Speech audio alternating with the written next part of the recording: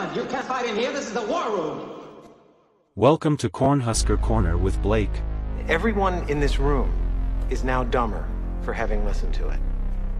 I award you no points, and may God have mercy on your soul. I'm Brooks.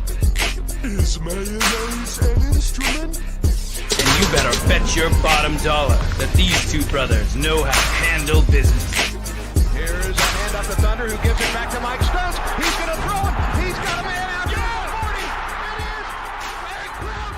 15, 10, 5.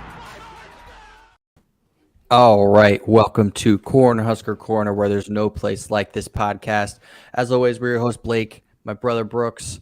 A little bit of housekeeping. Please like the video, subscribe to the channel. We like doing these. That'll help us continue going, finding the strength to go on when our Huskers do not. You can follow us on X or Twitter at @CHusker_corner, Instagram, just Cornhusker Corner. Now we got that out of the way.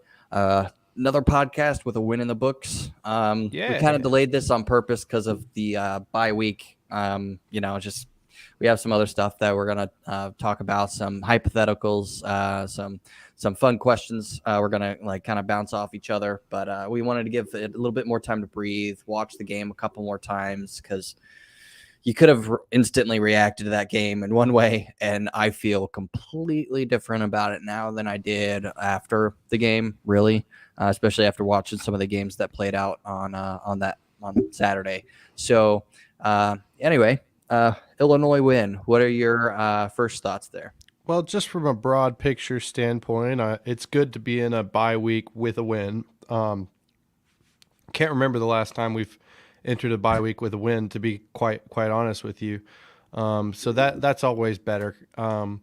It's always just easier psychologically for fans and for players to just go into the long break with in the W column and with a little bit of positivity, because I mean, we'll get into it, positives, negatives, one final thought and all that stuff, but it really could have been a blowout. I mean, and based on how good both teams were, it should have been a blowout. But and we'll get into it, but of course, you know, the turnovers going into the red zone really killed us. Yeah. But it's still a win. And as the biggest takeaway from that game to me is really that, like, that's normally a game that we would have lost in the last 5 years. Yeah. Like, if you just looked at the stat sheet, how many turnovers there were, what type of game it was, I would have been like, yeah, Nebraska probably lost in some really stupid way. But in all reality, it felt sort of like the reverse of the 2021 Illinois game, where Nebraska was shooting themselves in the foot early in the game of that game. This game, it was Illinois shooting themselves in the foot. And you know, the kickoff that the kickoff that the wind caught and made accidentally short and unplanned and then it's such a Nebraska play, man. Yeah, man. And usually those are the types of plays that don't go our way. You know, usually that's the type of dumb stuff that happens to us. You know, but yeah, you could definitely tell luck was on our side, and it hasn't been in a really long time. But this was my instant reaction right after the game. Because Nebraska got our first Big Ten win. And I don't say like in the conference, but the style of football that they had on the field against that opponent that was on the field, it was low scoring, defensive, trying to run the ball, turnovers, what have you. But they got their first Big Ten win, Big Ten style win in a really long time. Because even our wins last year, they weren't Big Ten style wins. It just wasn't the type of team we had. So I understand what you're saying. I understand what you're saying with that. It was like we won in a Big Ten fashion. Yes. You know, like we're using Big Ten tactics. Yes. Like Rutgers and Iowa last year, I believe, are our only two Big Ten wins of the year. We were 4-8. I believe that's the case. So Rutgers, no, we lost Northwestern. God dang it. Yep. But anyway, no, Rutgers, and I get what you're saying, because to beat those two teams, Rutgers and Iowa, we were doing very, very uncharacteristically un-Big Ten things, finding Trey Palmer deep, and just sort of on Iowa, it was getting ahead a lot early and then just like holding on for dear life for the last two quarters, basically. So this was very much the sense of the game started out They drove right down the field on us with like a 5-play. Yeah, it was like a 5-play. No, 2, 3, 4, 5. I mean, it was a long drive. They drove down on us, and they get into the red zone, and we have a red zone stop.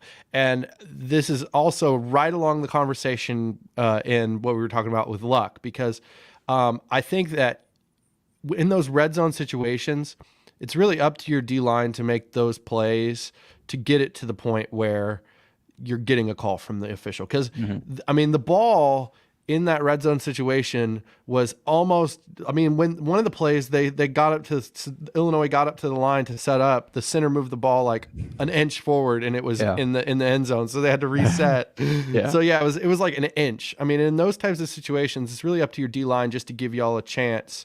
Got to get some penetration. And it was really the freshman Riley Van Poppel really did his job well, as well as Nash and Ty, and those dudes really showing out for us. And I mean, it's a huge play. We got the call. I mean, that's the type of play that if you get the call on the field, you're good, you know? Yeah. I mean, because you're doing those sneaks and everything, because you can't see where the ball is. Yep. You just can't. So if they call it a touchdown on the field, it's almost impossible. Right. We had one. That's right? what I'm saying. So it went our way. Really good, and it went away. And it was like a delayed. Though Anthony Grant's touchdown later on in the game, it was like a delayed. Like we were like, is it a touchdown? And then one official throws it up, and then all of a sudden, it's an unreviewable play. It really kind of is. They don't have heat vision for us. Every once in a while, you will get a camera angle where you can see the ball and the runner and all that. For the most part, it's just.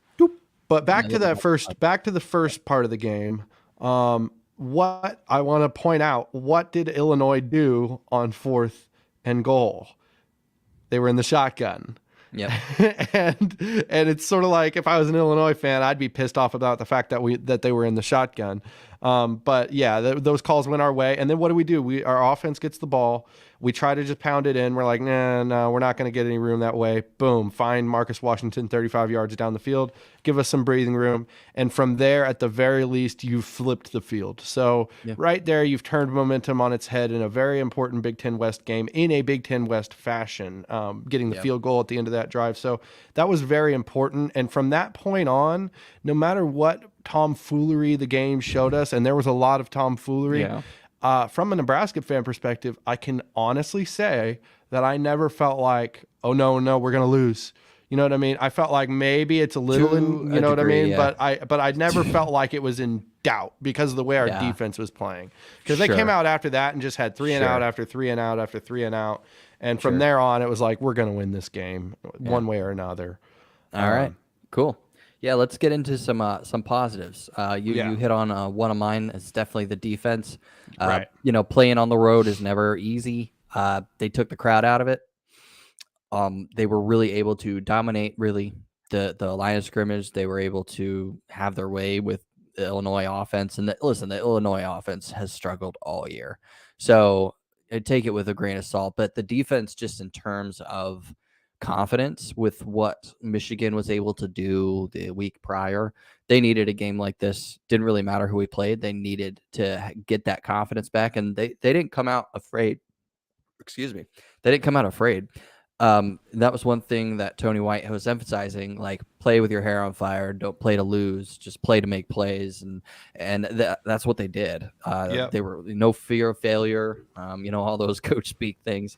So that was a very, very good positive for me. Just on the defensive positive, what did you see? I just think that, like, it starts up front. Like, you see these dudes winning each and every rep pretty much on the defensive side of the ball. You got to give them their props.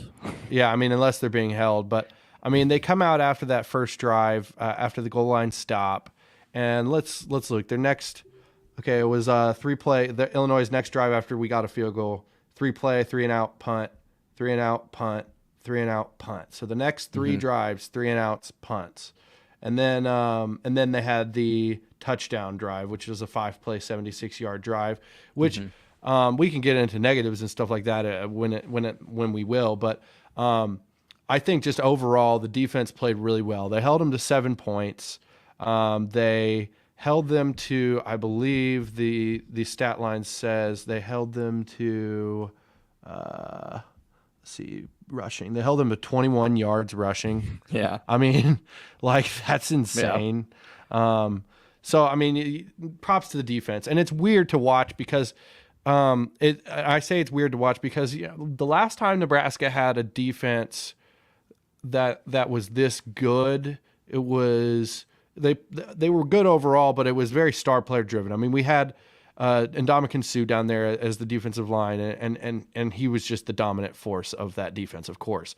But this defense, there's not one guy who you look at and you're like, oh, that's the guy. I mean, arguably you could put any of those guys up north. Reimer, the defense, especially, they play different when he's in there. I agree with that, but they just held a team to a Big Ten West team to 21 yards rushing without him. You know what I mean? So that's my point. It's just it's a unit. It's the most unit of a defense that we've seen here in a long time. There's no superstars on there that are going to be first round draft picks. And, right. I mean, look, as of right now. Yeah, but maybe some freshmen. Maybe some freshmen. Yeah, Uman Mielen. Sure. Yeah, Uman Mielen looks really good as a freshman. Yeah, but there's no consensus like first round draft picks as we sit right now. No doubt about it. In this next draft. Yeah. So, but yeah, no, defense definitely held up. Another positive is just getting the win on the road. Yes. We haven't had a lot of road wins the past couple of years. I don't even remember the last one. It was Iowa. Iowa. Yeah. Iowa was the last one. Iowa was the last one, but before that, well, I can't even. Rutgers. We did have a couple last year. Yeah. All right, my point's moot. No. Before that, Rutgers. Anyway, before the Rutgers game, like I don't remember, especially Illinois. We've had a really hard time at Illinois playing Illinois the past couple of years. They were on a 3-4 game win streak on us. Yeah, 3 or 4 games. So I mean, that's a big. Yeah, good job putting the brakes on that thing because look, I mean, when we first joined the Big Ten, like Wisconsin was giving us problems, Michigan State would give us problems, like some of these teams would give us problems that like make sense, but Illinois was a win. Those first 4 or 5 years in the Big Ten, Illinois was a win. Like that. And the last 4 or 5 years, like Minnesota too. Yeah, in the last 4 or 5 years. I mean, last year I went to the Illinois game and everyone was chunking it down as a loss when we were walking into the stadium. Crazy. I mean, look, Illinois had a really good team last year. They lost a lot of key pieces on defense. They lost their defensive coordinator, who's a head coach now. So there's a lot of losses on that team. And Illinois is not the type of program that can just reload like these other programs. So they may be having a down year this year, but nonetheless, we went into their house on a Friday night game and sort of almost reversed the hex that was the 2021 Illinois game. And I think that's an important thing to do because college football, I mean, college sports in general, but college football is a momentum game and it's a mental game a lot of the way. So little things like that, they count, you know, getting over those little obstacles, those little humps, you know, when we watch March Madness, Dad always says whenever we're watching these games and the team's coming back in March Madness, you just got to get over the hump. They just got to get over the hump, you know?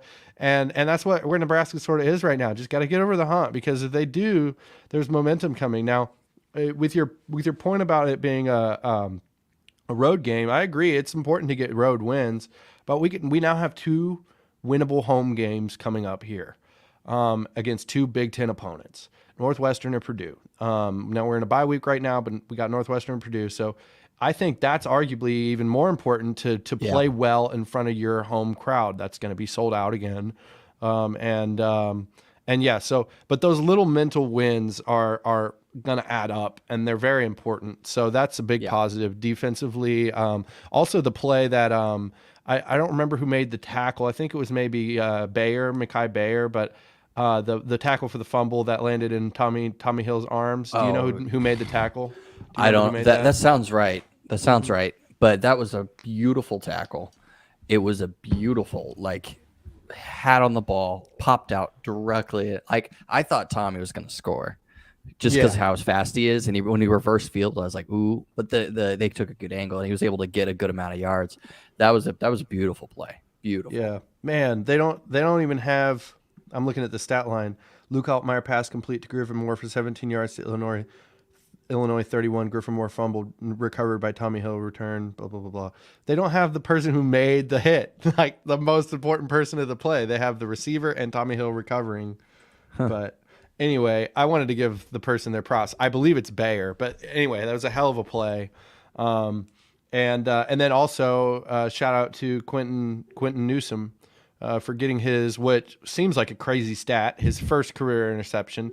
I mean, Newsome's been playing for Nebraska for a long time. Yeah. I mean, this is the third year where he's been featured as prominently as he is being featured. I mean, he was a big part of that 2021 defense. And he's been a big part of the defenses the last 3 years, really. So that's at cornerback, I believe, most of that time. There was times where there were substitutions, I believe, where they were moving him around. But for the most part, he's played cornerback. And to be the Big Ten caliber cornerback that he is, and for that to be his first interception is pretty crazy. Good play, I mean, but the ball was thrown right to him. So, I mean, he was in position, and so you can't discount that. Dude was in position, right in the passing lane. Ball was thrown right to him, so good on him. Our defense is getting some takeaways. We've had 6 takeaways on the entire year, and I believe 3 of them were, or 2 of them, yeah, 3, yeah, because we had the special teams turnover. So we've had 6 takeaways in the year, which puts us like 11th in the Big Ten, but 3 of them were this last game. So they're turning the tide on that. Yeah, if you can just cut down your own unforced fumbles too, like the ones in this game, we're on positive still, but yeah, the turnovers are a positive. That's my point. Yeah. We're starting to get turnovers. 3 in one game versus 6 on the whole year, including those 3 in one game. So there you go. And that's going to be important moving forward. Gonna have to keep being ball hawks. If you're playing Madden, you got to change your settings to play ball. So, yes, and aggressive. Play ball and aggressive. But yeah, any other positives you can think of? I mean, Tristan Alvano, two for 3, getting a little confidence there. The one miss was arguably not his fault. The hold, the snap was a little off. The hold was way off. He bobbled it and then gave the kicker the laces. And Tristan still almost made it. But so yeah, 2 for 3. I think he's gained a little confidence in that. He celebrated a lot after that first one. I was celebrating with him because he's a freshman and he got to get that confidence. So that's another positive. But yeah, you have anything else you can think of? Not that I can think of. No. There was a lot of good in the game, a lot of bad. But we How came about out with a win, offensively? Any so. offensive positives you can think of before we get into the negatives? Because that'll be the main conversation on the negatives, of course. Yes, actually, we had a quarterback go into a hostile environment and win the game. Absolutely, yeah. He had one throw that really served as a punt for an interception. I didn't really mind the throw all that much, even though it was a bad one. Yes. He had some other guys where he's finding open people and not executing, but I can't really fault him for that. I mean, different environment, different situation. But he looked posed just as much as he did at home. Yeah, and that was a really big positive. And he especially in stepped the end zone. And he actually right the first of the game, making that 35-yard throw. Yeah. Oh, yeah. That 35-yard throw was very impressive and in a really critical moment too. Yeah. But I also think just generally he's moving up in the pocket better now. He's not necessarily spilling as much as he is moving up levels. And that's a good thing because there was a couple of critical third downs. There was like a 3rd and 6 or something like that. He found Alex Bullock. And he gets guy comes off almost completely clean off the edge. And Heinrich kind of jukes him out and steps up in the pocket and then throws a nice sidearm to Bullock. And if you watch the play, the ball snapped. Heinrich's eyes immediately go to the guy who's rushing right at him. He's like, oh, crap. He steps up. But as soon as he jukes the guy out, his eyes move immediately back to down the field. So that's very encouraging because we've had lots of quarterbacks at Nebraska that once they get into improvisation mode, it's sort of like, oh, I'm looking everywhere. Whereas Heinrich was like, juke the guy out, find my man. There he is. Boom. It's not rocket science, right? And look, and Heinrich's a guy who's arguably got freshman level experience, basically, because I mean he's been here for 3 years. That counts for something, being in a college program for 3 years.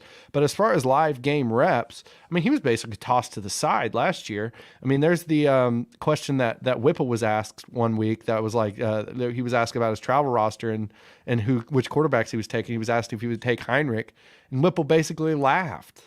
I mean, like, and this is a year ago, and now we're talking about the guy who, look, I don't know if he's going to be the great. I don't think he's an NFL quarterback prospect, but there's something about Heinrich in the college game. He's got a little bit of an it factor quality to him that is now two-time national champion. Don't want to compare him to this guy quite yet, but it's a little bit Tebow-esque in the sense it's not pretty, but like he's just got a little bit of moxie. You know what I mean? And it's like you just want to root for him. And if you look at the players around him, you know, they love seeing him succeed, which is really great. But yeah, let's go into some negatives, right? Because we have some other stuff to get to.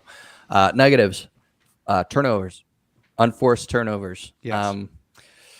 You know, you had 2 fumbles, 1 AG. That one was, I feel like that one was earned. He should have had better protection of the ball, but that was definitely punch out. Good job on the defender, but that's the second one now that that's happened. It was almost identical, the type of run and punch out. Yep. And then the other 2, we mentioned the interception. It was kind of a 50-50 ball. I don't really. Yep. It didn't really affect the game. If that was the only turnover, we wouldn't even be talking about turnovers. Wouldn't even be talking about it. And then the other one was the exchange between Emmett Johnson and Heinrich, and that one's probably the worst one, just because it's unforced. It was a time when, you know, you take your last time out, make sure you get the right play. You just gotten a first down. You're in the red zone. You can just go up. The game's basically over. They're going to just try to get out of there as fast as they can. You fumble it. You give them life. And at that point, there was like a little over 4 minutes left, I believe, 4 or 5 minutes. Yeah. I was starting to sweat a little bit because I know how fast those things can go. Yes. I know you said you never cared, but that was one of the instances that's like, okay, maybe we're coming out of the bad luck factor. Yes. Because we tried to let it happen again. The defense didn't let it happen, but you know, that's just something you can't do. You have to hold on to the ball, especially on exchanges. And that's not the only time we've seen that. Yeah. I mean, and the one on the exchange between Emmett Johnson and Heinrich, I think that objectively you have to put it on both guys objectively. I mean, really, like it's the quarterback's job to deliver the ball into the breadbasket of the running back. But I do think in this instance, Emmett Johnson might have looked ahead a little bit, seen the hole, been sort of looking ahead before securing the ball, and maybe drifted to the outside a little bit, which is what it looked like, what happened. Yeah. So he's a freshman. He's going to be playing a lot more because we can't just rely on AG all the time. Fleeks, AG, and Emmett Johnson are going to get a lot of reps still. So, but yeah, that you cannot have those fumbles in that critical situation because I think especially that just going up to put the game away. Yeah, 100%. And because I think that Illinois is possibly one of the worst teams we're going to play on the rest of our schedule, maybe the worst team we're going to play on the rest of our schedule. I think Illinois would probably, I mean, it's close, but if you look at Illinois' resume and Northwestern's resume, they're very close. Yeah, they're very close. Michigan State. Oh yeah, them too. I mean, there's some not very good teams on the rest of our schedule, but Illinois is arguably the worst. Arguably, they're in that conversation. So they didn't take advantage of the opportunities we presented them. Partially, you can credit our defense for stepping up in those situations, but you know we play a team that's slightly better, and they'll capitalize. Minnesota would have capitalized. It would have been the same game, basically, if we were playing Minnesota. But yeah. So negatives is the turnovers. Any other negatives you can think of? Another missed field goal. Just the red zone in general. You got to score. You got to get points. What did we were in there 5 times and only scored 3 times. So we 5 times and we scored twice. Yeah. Yeah, twice because we Twice, had 2 'cause we field had the goals. Two field goals and no fumble. Yeah. So not a pretty game, not a fun one to rewatch. To be quite frank, I rewatched it a couple of different times, and the fun aspect of it is that it was a win, but it felt a little bit like Rutgers last year, a little bit like that, where it was like, oh yeah, we won, and I was glad for the Rutgers win last year, but damn, was that an ugly game, you know? Yeah. Same with But this guess ugly what? game. Yeah. Bye week going into getting a win on the bye week. Get it a little. Some of those guys that are a little banged up and fringe, a little bit healthier, reset and reload. Let's go. One final thought. Yeah. So my one final thought is really just all wrapped up. Again, it's really just it's good to get that road win for Nebraska. Really good to get that road win under their belt. It just is one step towards confidence. And I think this was sort of a little bit of a curse-breaking game for Nebraska. I think that's sort of what it felt like. Turning of the tide. A little bit of a turning of the tide. It was one of those things where, and Matt Rule said in his post-game press conference something I thought was really good and very appropriate, which he was just like, look, I've been a part of a number of these things at this point. Let's just enjoy the ride. He was like, let's just enjoy these little moments. That goal line stand at the beginning of the game, which turned the tide for us in the game.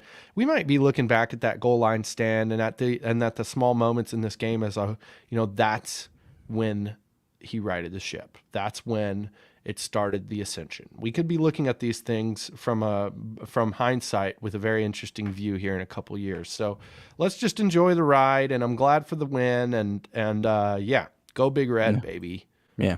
Well said. I'm not going to do really anything else besides show you something that when I saw it, I was just like, well, Jeff Sims is just kind of showing his true colors. Let's see. I hope this plays. Can you see that? Yeah.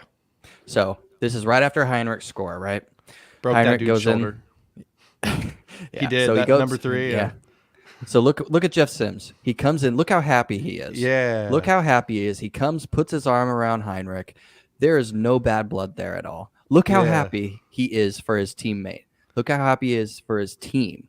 Yeah. That is why he was voted single digits. That dude is a leader. I hope they can figure out how to get him on the field that doesn't have the ball in his hands all the time, because he does have athletic talent. But just having people like that as like leaders on your team, the culture, it's really indicative of the culture that is being built, that doesn't have that animosity towards somebody that's at this point still in your job. So I mean, I maintain we need to figure out a way to get him on the field, not in a capacity where he'll ever be taking snaps, but in a capacity where, I mean, he could be a target. Yeah. He could be a target on third down. You could have him and Fedoni in the game. Yeah, you know what I mean? You could run a especially mesh now concept. that our Marcus Washington blew out his ACL. Like, I'm just my Madden brain's on right now. You could just have Jeff on one side, Fedoni on the other side. You just run a mesh concept. You could run it every play. You know what I mean? Like, I would if I was controlling them. But anyway, yeah. So that's good. Yeah, Jeff Sims is. I agree. If this was Christian school, and we were giving the end of the year superlative awards, which we'll touch on later, he would be the Christ-like award. Definitely. No doubt about it. Yep. He'd be getting that Christ-like award. He'd have it locked down. It's just good to see. Good teammate. Like good teammate from Jeff Sims. Yes.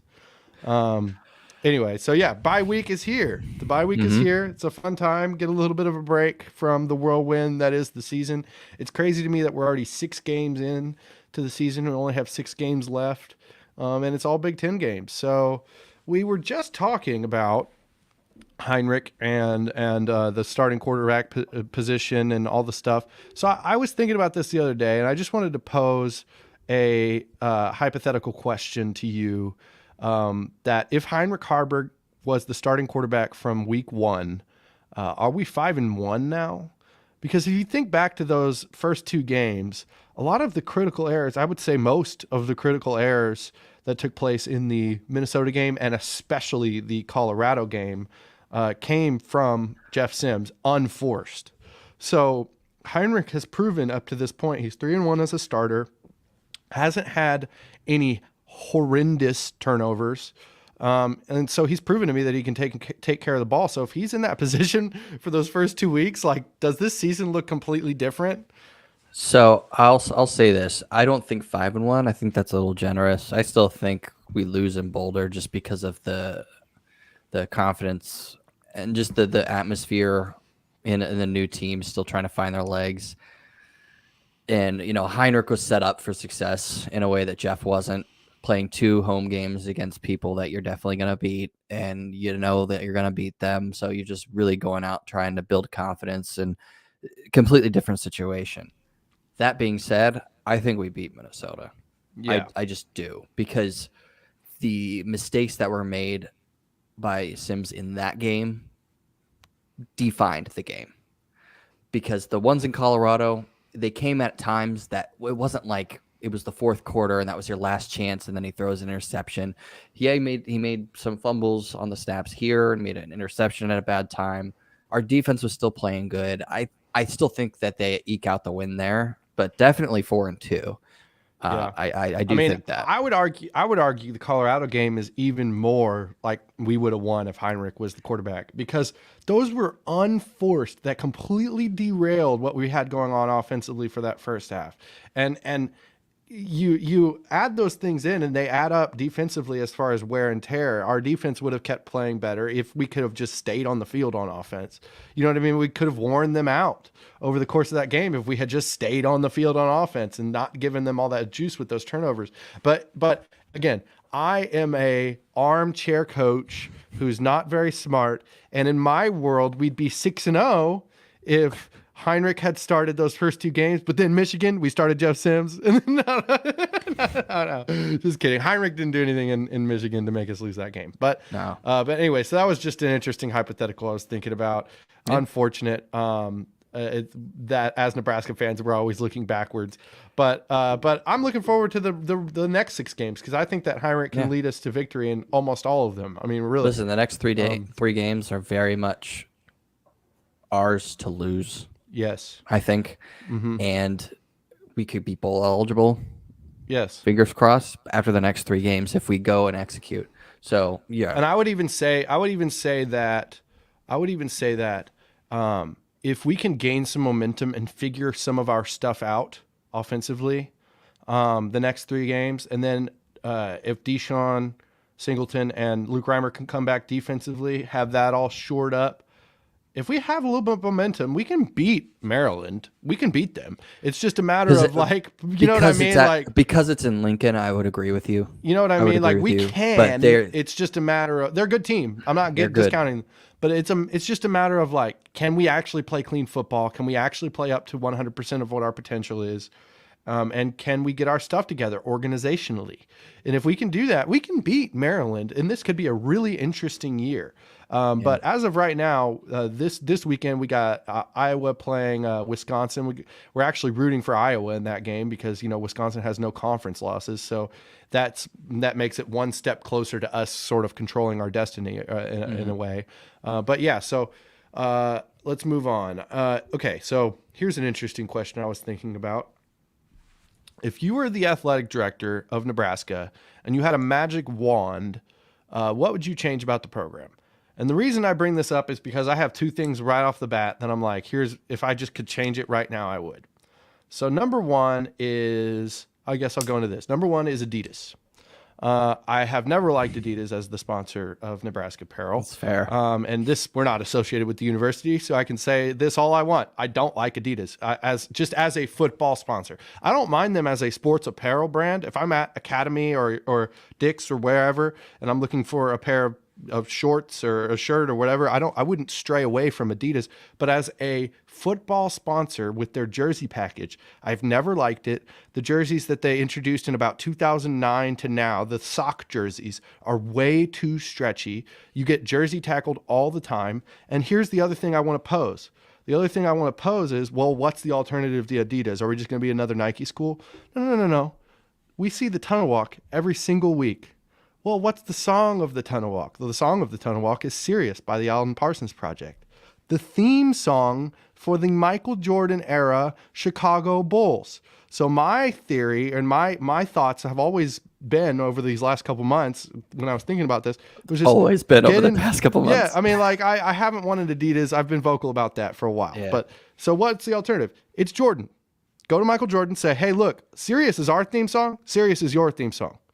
We are a prominent football brand. Jordan fits. It totally fits. I just think who that makes would be Jordan? awesome. That would be awesome. Jordan is Nike though. Yeah, I mean, it's a subserve of Nike, but there's only like 5 Jordan brand football schools, and it's a very prestigious thing because I mean that's a total recruiting tool, and yeah. So, what are your thoughts? Just what are your thoughts on the Jordan, Adidas, Nike, all the stuff? So I agree with you. With Adidas, it doesn't have the power behind it. Nobody's gonna go to Nebraska for Adidas swag, even though it's good, solid stuff. I think it's a little bit of a stretch. I think here's what I would change if I were the AD and I had a magic wand. I would invest heavily in a time machine, and I would go back and slap whose ever initial idea it was to fire Frank Solich. I was a little too open-ended with my scenario. You were. The magic wand. I mean, yeah, but that's what I would do. Fair enough. I mean, in this scenario, I gave you a magic wand, so I gave you the ability to do whatever you wanted to do. I will, in my mind, when I said magic wand, I was really thinking about finances are no option, politics are no obstacle. There's no obstacles in your way. This is what I'm saying. Politics are no issue. Let's resegregate. No, I'm kidding. Totally kidding. I'm just in the mood today, I guess. No, okay. So go back in time and slap the person whose idea it was to fire Frank Solich. Agree with that. One other suggestion I had is year after year we've had. So this year is no difference. We've had countless injuries, and a lot of them are these weird, ACL injuries where when you watch it, it looks like barely anything happened, or they get twisted a very slight little bit. Yeah. And the research is out there at this point. Okay. As far as turf goes. And here's the controversy about it is Nebraska is they are the flagship program for field turf. We were the first university to adapt field ball level. And because of that, field turf has been generous enough to give Nebraska free field turf the entire time we've had it. And it is a revolutionary product that people use countless areas, and it cuts down on cost, and there's a million reasons to use it. But it's like 18% less safe than grass. And in the main category is in these ACL injuries like where your foot gets caught basically in the turf, in the interweaving of what holds the turf in. Whereas on grass, if you plant the grass, the blades will cut in half, like it's different. So my idea is if I was AD, Nebraska has the money, they have the time. We are in an agricultural state. Somebody will step up and take care of the field. We need to switch to a grass field. That's my idea. It fits the culture and the class of the program better as well. I mean, you walk into the stadium, it is a cathedral of college football. People who walk in revere it, like a church building basically. And not saying that turf is not classy, but grass would be classier. You know what I mean?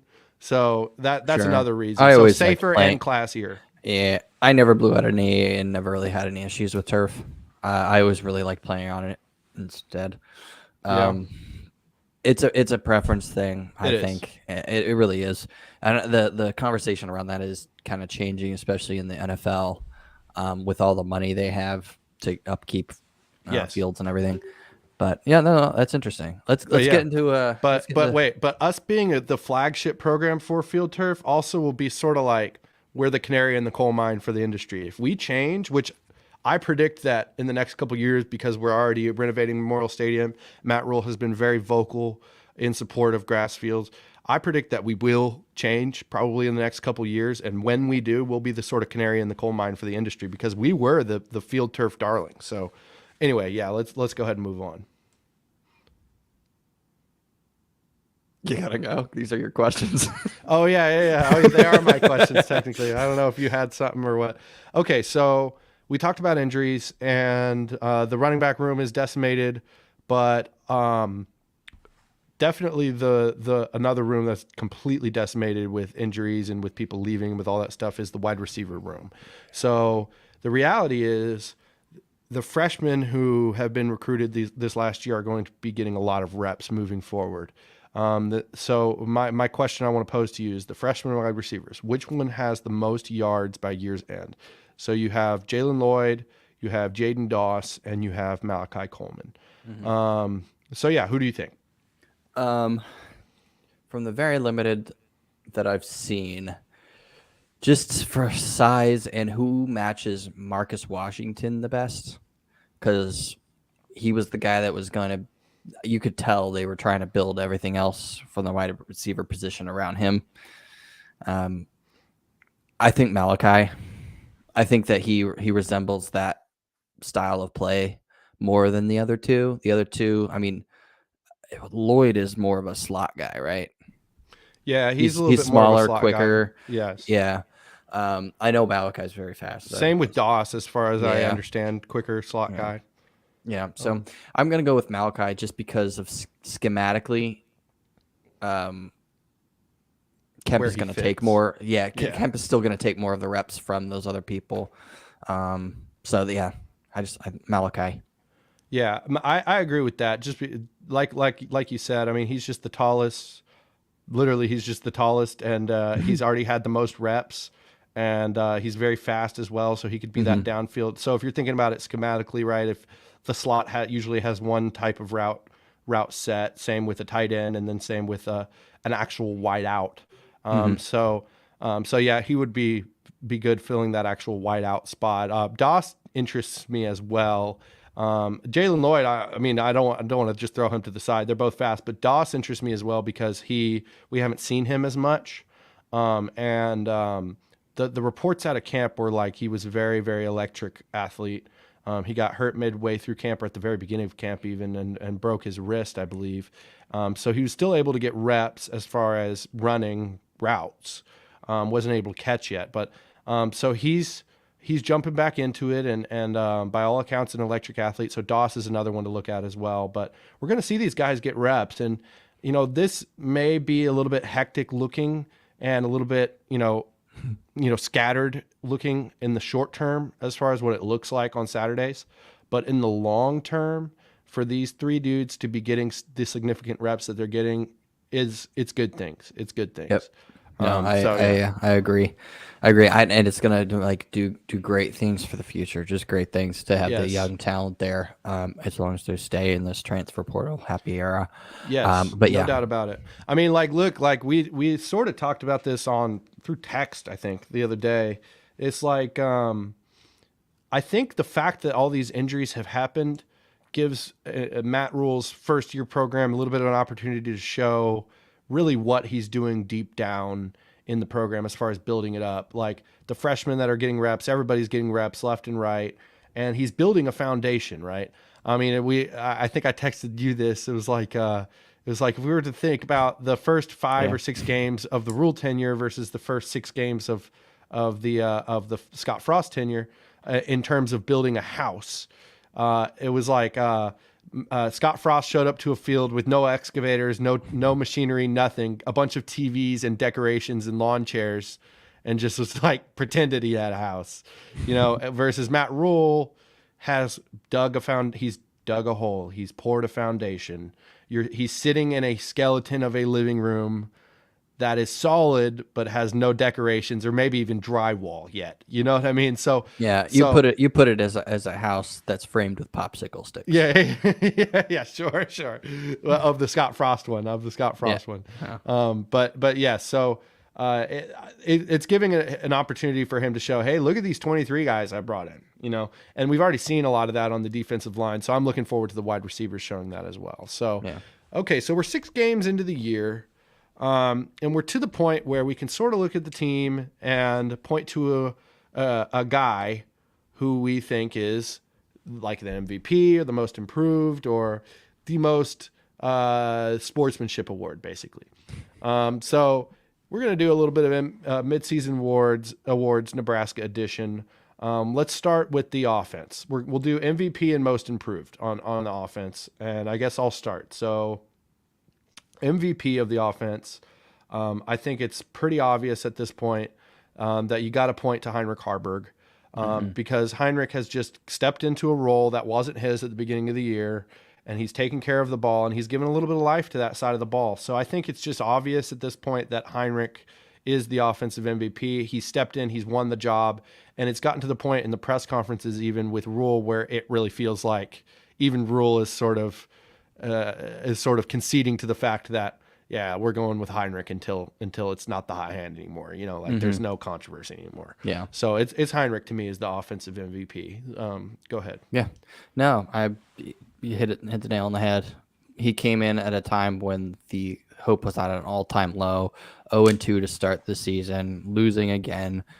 You forget, people were legitimately kind of talking about, like, you know, the Northern Illinois team, they might be good. They beat Boston College. Like, can we even move the ball? Our defense is going to be fine, but can we even move the ball? And ever since then, like, it's been the Heinrich Harburg show, not doing some flashy stuff, but, you know, just consistent and taking care of the ball and, you know, running the offense in a way that is enough to win games for the most part. Michigan is just a big old asterisk because they're just a good team. But yeah, so definitely Heinrich on the offensive side. So offensive most improved. I made this award almost specifically for this player because everyone's harping. Any criticism you hear of the offensive line this year, what have you heard? At left side of the line, Turner Corcoran, left side of the line, Turner Corcoran. But what have you not heard? You've not heard Bryce Benhart's name. And at that position, at the tackle position, it's a little bit like long snapper in the sense of, like, if you don't hear their name, it's usually a good thing. And so I think Bryce Benhart is the most improved member of the offense right now because that right side of the line has been relatively consistent. And he was on the same level as Turner Corcoran in these last couple of years. I mean, they were neck and neck for bottom two tackles in the Big Ten. And so I really just think shout out to Bryce Benhart for the improvement he's shown. He's taking to coaching really well, and that's important for us because if he was playing at the same level as Turner right now, we would be in trouble. We'd be in trouble. So shout out to him. Yeah. No, you're right. That's a good call. And mine is kind of hard, just because it's kind of hard because he didn't play at all. But just from the starting point of not having any playing time to seeing, like, the tenacity that he plays with and the competitive edge, there's so many things that this guy does that are not things that are flashy and not things that you see and notice. But Travis Fedoni. Bro, he said his name wrong, bro. I know. on purpose. I get it now. I get it now. No. I'm the stupid one. Yeah. Okay, Travis Fedoni. Yeah, Thomas Fedoni. Yeah, Travis Fedoni. Travis Fedoni. No, Thomas Fedoni. Yeah, he's a good pick. Yeah. Most improved, dude, the way he blocks and he blocks well. He blocks so well. Yeah. He's so well, and he's busted a couple really big runs that, like, just on those kick out blocks, and he blocks well down the field. He catches the ball well. He finds a way to get open. He's going to have a very bright career. I hope he keeps on that ascension because he has the physical set to really be probably one of the best tight ends we've ever had, as long as he keeps going up. No doubt about it. So. No doubt about it. I mean, there's a long way to go, but I agree with that. I mean, a long way to go as far as getting him involved. Talent-wise, I think he's there. I mean, like, talent, he's... Oh, yeah. I mean, but you just... I saw a compilation of Brock Bowers highlights of all of his college highlights the other day, the dude from Georgia. Dude's just such a monster. I mean, then they find lots of different ways to get him involved. He's not just catching one type of route all the time. So yeah, I agree. Fatoni is definitely warranted with most improved. I think an honorable mention in the same vein as Fatoni for offensive most improved is Alex Bullock. Just because we haven't seen him at all before this year. And he's really come through for us in a couple of big moments, and I think that he also plays with a lot of tenacity and deserves a shout out. So yeah, that's the offensive awards. Let's go ahead and go with defense. To me, defense is going to be a little bit more diverse in who you could pick because there's a lot of dudes who you really could pick.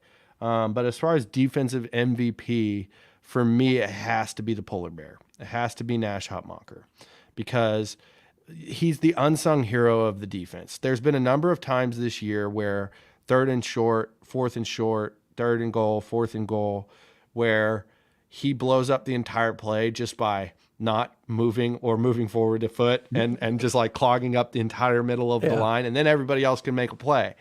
And it won't show up on stat sheets. That's how it is with defensive tackles. He won't, he probably won't even be top 5 most tackles on the team this year. But I think as far as just having a solid, reliable nose tackle in this 3-3-5 defense is very valuable. So I think to me, he's the MVP of the defense. No, absolutely. There's not even really a. I was same. Yeah. That's the only one that really comes up as like being the MVP just because of like everything you said. Yeah. And you take a guy that like. You could also say is most improved, even though I'm going to go with somebody else, but because he had been written off, really like another bust of the Scott Frost era. Nope, he came to play, and he's been developed into a really good D lineman that is causing problems. So absolutely, definitely. Most improved could definitely win that award as well. But to me, right now, it's just he's the MVP. Because that everything stems from the front. In football, pretty much everything stems from the front. There's other players you could throw out there. I think John Bullock is playing really good. I think before Deshaun Singleton got hurt, he was playing like the type of guy who you could put at MVP, but he hasn't been involved since then, obviously. Same with Luke Reimer. You could maybe even throw Omar Brown in there. Omar Brown is in every play. It feels like he is a part of every play. GIF too. That's why defense is hard to pick this MVP award because there's a lot of dudes left and right who are just in every play. Yeah. So most improved. Do you have anybody that comes to mind first off the bat with most improved or? Absolutely, I do. And it's Tommy Hill. Okay. Yeah. That dude went from a complete liability on the defensive side of the ball to the point where last year they were just trying to get his speed on the field somewhere, so they put him back on kick return where he couldn't really make all that big of a mistakes. That dude is a legitimate defensive back now. He is playing well. He's having fun. He just has a physical he has the physical attributes, and the coaching is starting to come around too. Yeah, they've done a really good job, and he's done a really good job of working on his weaknesses and coming out the other side. Yeah. No, that's a good pick. He's an athletic freak, and he's starting to play loose. He's really starting to play loose. So I like what I'm seeing out of Tommy Hill. For me, most improved, I look again to the D-line, but it's sort of that hybrid. I believe that it's a jack linebacker, they call it, but Jamari Butler. Jamari Butler has been on the team the last 3 or 4 years. I remember watching him since 2021, been included, but he's always been the guy that everyone said has lots of potential. And if you remember back in, I believe, January, he had entered the transfer portal. And Matt Rule convinced him to stay. Matt Rule even talks about the story of convincing him. He saw that Jamari entered the transfer portal, and Matt contacted him and was like, "Hey, we like you. What are you doing?" Hey, no, we like you. And that worked. So, and I think that he's just getting a lot of pressure when he's in there. He's had a couple sacks on the year, but he's just involved a lot, and he's looking a lot more like that prototypical edge rusher who can drop into coverage. So I think most improved Jamari Butler is a good pick. It's a good pick. I thought you were going to pick Ty Robinson just because you used to scream at him. I know. But to be fair, that defense at that time wasn't gap sound anywhere. I mean, I would point at Ty because he's the front of the line and he wasn't being gap sound, but they all weren't being gap sound. So, you could definitely point at Ty for most improved, but I just think it's obvious right now that Nash is having a more productive year than Ty. I just think I don't think Ty's bad. I think he's good, but I just think right now it's obvious. I mean, the only play I can think of Ty this year, he had a couple QB pressures, a couple QB hurries, but the most infuriating play of the year, maybe for me, was on Michigan's second or third touchdown when he was playing contain with JJ, and instead of just running at him full steam, and that type of thing just pisses me off. But anyway, yeah. So those are our awards. As far as special teams, can you think of anything special teams wise? MVP Brian Buscemi, or no. MVP of the special teams? I'll tell you exactly who it is. It's Timmy Bleakroad. It's Timmy Bleakroad. That's who's the MVP because he hasn't missed one kick. He hasn't missed one kick, and he had the fake field goal that went for a first down. So he's the MVP. Buscemi's been relatively consistent, but has had a weak year so far. I think he has the ability, and I think he'll get it turned around, but he's had a relatively weak year for him so far. Yeah. No, absolutely.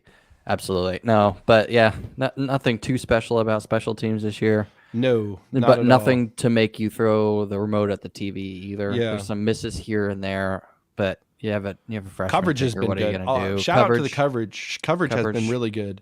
No, We've had one error and it got called back. Yeah, that was against Louisiana Tech. I believe they returned one, but it got called back. So besides that, they've been very rock solid on coverage. So yeah, absolutely. Anything else you could think of that you want to hit on today, or is that it? No, I think that's it. I think that's it today. Just remember to like this video, subscribe to the channel. Also, if you want to just listen to the audio version, we do have that on anywhere you can find podcasts. It's the same thing, just Cornhusker Corner, and there we are. Follow us on Twitter or X at @CHusker_corner and Instagram Cornhusker Corner. All right. We don't bye week this week. We're going to be back for Northwestern. A decent selection of college football. I did want to mention one more thing before we leave. Miami had a typical Nebraska loss, so maybe the curse really has transferred. I don't know if I've said this exact thing on this podcast before. I just want to make it known.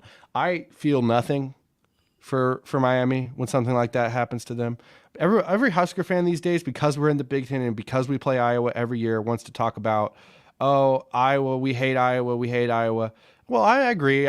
But to me, like I've said, I'm more like just whatever on Iowa. They're so boring. It's hard to feel anything about them just because they're such a lukewarm, boring program. But I tell you who I do hate in college football. I hate Miami. I hate Colorado. And I hate the Texas Longhorns. I hate the Texas Longhorns.